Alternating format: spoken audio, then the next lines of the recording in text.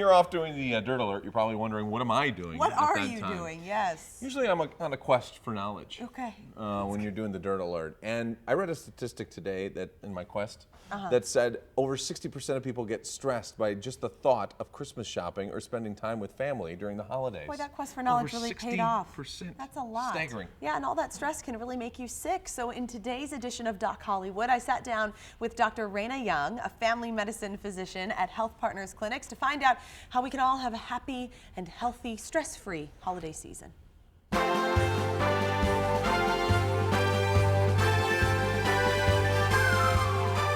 So we want to welcome Dr. Raina Young. Dr. Young, nice to see you. Nice to meet you. Let's start with Charlie Sheen, shall we? Always a good place to start. He was hospitalized last week with a nasty ear infection, and we heard that it was reportedly made worse by flying. Lots of people planning to fly over the holidays. So Dr. Young, what does that airplane ear even mean, and what do you do about it?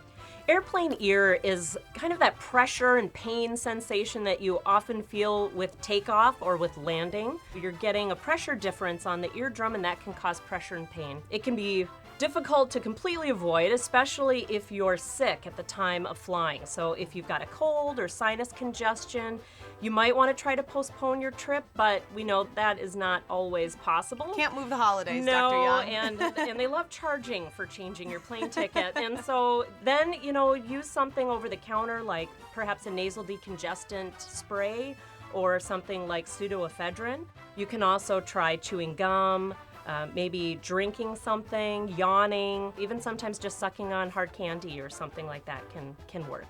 This is another question, Dr. Young, for the upcoming holidays. So X Factor contestant Drew, he's in the group Emblem 3, and he was hospitalized recently with food poisoning, and the word is that he ate some bad tuna. How long before you need to say, I gotta get into the doctor because this is more serious than just, it's gonna run its course? Usually we focus on people staying hydrated. So as long as you're able to keep down some fluids, we're not too worried. But if you're noticing that those things aren't happening, you're not able to keep anything down. Persistent vomiting that just won't stop, those are times when you should probably be getting that checked out because it can be very dangerous. Severe dehydration can be very tough on the kidneys. About 3,000 people a year do die in the United States from food poisoning. Okay, we want to be happy and healthy for Thanksgiving and for the holiday meals. How do we make sure that we're not going to get anybody sick? Sometimes it's a bacteria, a virus, or a parasite that might have been in the meat, perhaps, from the food processing, or it can be from a food handler who's ill getting something on the food that they're preparing and somebody ingesting that. Most of the time we're talking about careful food preparation. You do not want raw meats to be near something that's not going to be cooked, like salad, perhaps.